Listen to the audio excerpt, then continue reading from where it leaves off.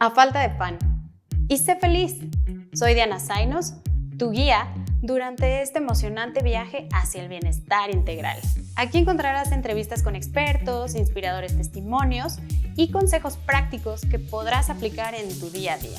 En A falta de pan, creemos que la salud es mucho más que lo que hay en tu plato.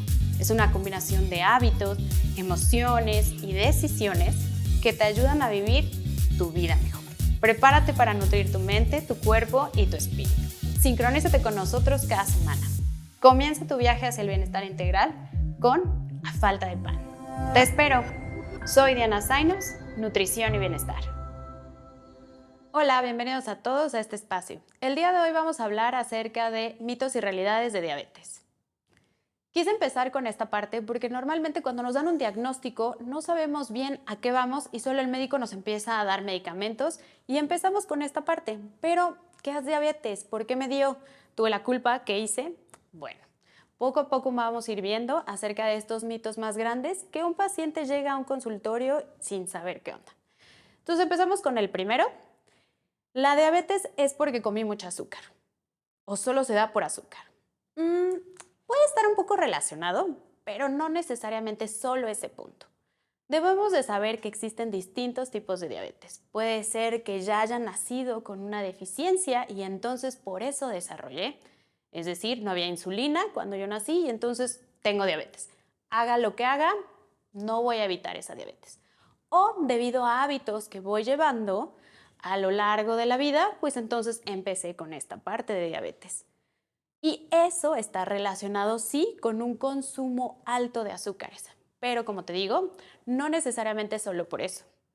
La glucosa, que es esta sustancia que nos va a ayudar a dar energía dentro de nuestro cuerpo, la podemos aumentar o no con alimentos, pero también podemos controlarla con ejercicio, con actividad física. Entonces, como puedes ver, la diabetes no solo es un tema de azúcar, es un tema, sí, de que pudiste haber nacido con algo así, porque tuviste hábitos que a lo mejor te ayudaron a desarrollarla, porque también tenías herencia. Esto también pasa mucho, ¿no? En tu familia muchas personas han tenido diabetes y tú puedes tener esta predisposición, pero ojo, no porque tengas esa predisposición lo vas a desarrollar. Sí, si tu mamá, tus abuelos lo tuvieron, pero tú eres una persona que hace ejercicio, tiene hábitos saludables, no necesariamente lo vas a desarrollar. O en el embarazo. No sé si has escuchado y te identificas con embarazo, diabetes gestacional durante el embarazo. Esto es porque hay un descontrol hormonal que está relacionado con la insulina, la que ayuda a meter esta glucosa en sangre, y ahí es cuando se detona la diabetes. Entonces, una vez más, no es porque nos portamos mal, no es porque hicimos algo mal, sino simplemente hábitos o herencia, genética, o simplemente así nací, y esto puede llegar a desarrollar diabetes. Como te digo, no es solo azúcar la diabetes. El segundo mito es las personas con diabetes no pueden comer azúcar o tienen que eliminar por completo de su alimentación algún tipo de alimento. Por ejemplo, me han llegado muchos pacientes con no debo de comer plátano y mango porque es malísimo. Y yo, puede ser, pero ¿cómo sabemos que es malísimo, no? No tenemos que andar pensando que hay alimentos que voy a dejar de consumir. No, podemos consumir de todo. Es lo que les digo a mis pacientes. Al final, la diabetes sí puede ser algo que a lo mejor cambie por completo nuestra vida, porque no todos vamos a estar pensando en qué alimentos van a elevar o no mi glucosa, pero podemos consumir todo si tenemos una buena forma de proporcionar, de racionar, de tener horarios, porque recuerda que muchas veces diabetes va acompañado de medicamentos. Entonces tenemos que saber qué alimentos consumir, en qué momento y cómo podemos ayudar o qué hábitos me pueden ayudar a seguir mi vida normal. Entonces no quiere decir que porque tengas diabetes vas a eliminar azúcares. No.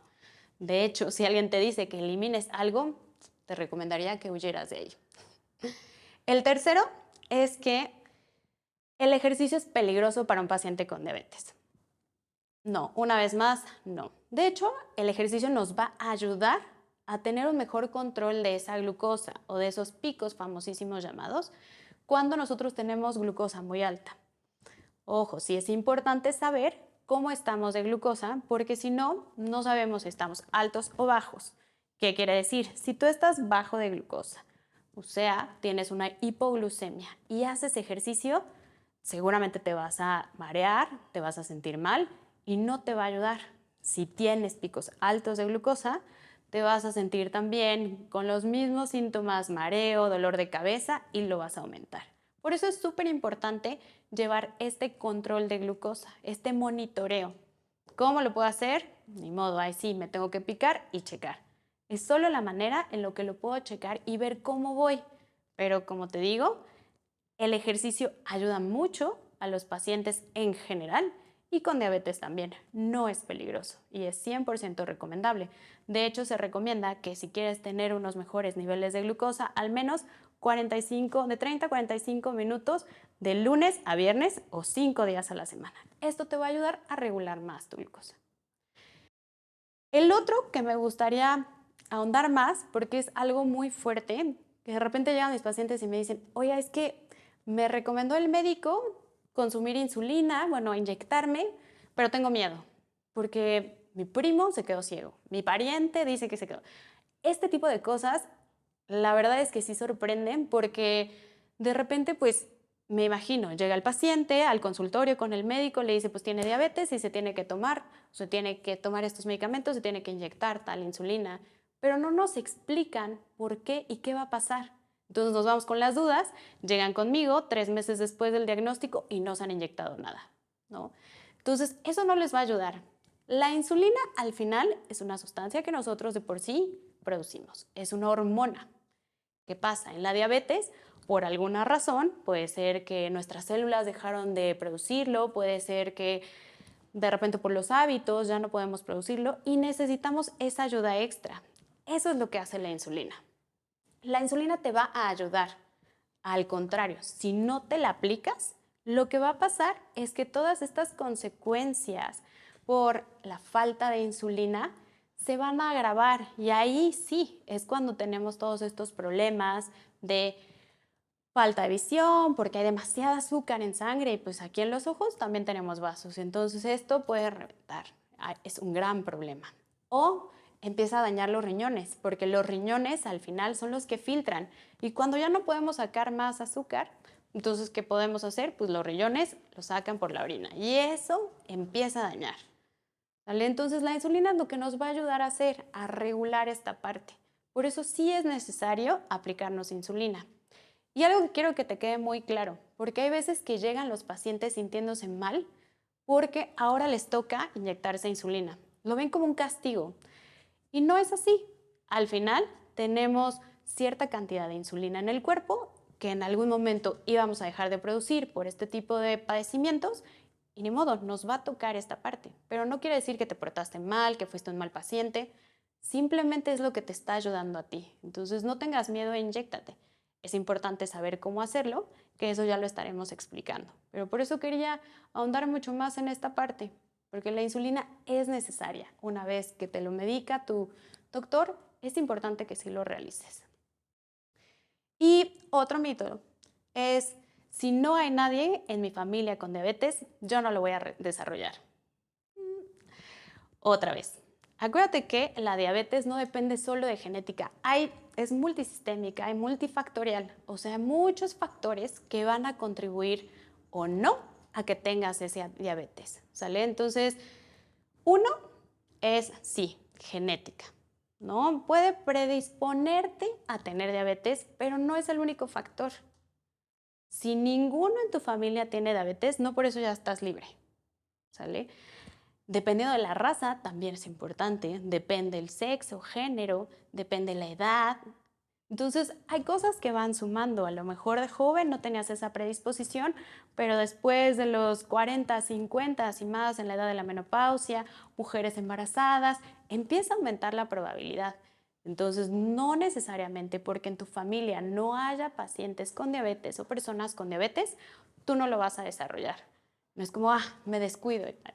No, simplemente llevar unos hábitos saludables nos va a evitar aumentar esa probabilidad, ¿sale? Pero debemos de cuidarnos siempre. Y bueno, por último, algo que también me gustaría recalcar es que solo las personas con obesidad o sobrepeso tienen diabetes. Una vez más, no. Como te digo, una persona puede estar delgada y puede tener diabetes. Un niño puede tener diabetes. Hace rato te mencioné que son factores diversos por los cuales va a haber diabetes y esto está 100% relacionado con si produces o no insulina y si esta funciona de manera adecuada. Esa es la clave. No tiene nada más que ver con lo que comes, no tiene nada más que ver con un solo factor, sino son diferentes que van a predisponerte o no y al final van a dar este resultado. Por eso es importante que tengas esta información. Así puedes quitarte estos mitos y ayudarte con profesionistas que te lleven de la mano en todo este proceso. Si tienes más dudas o preguntas, me encuentras en redes sociales como @diana.zainos y con gusto te puedo atender. Te espero la próxima semana para que sigamos trabajando en tu guía del bienestar.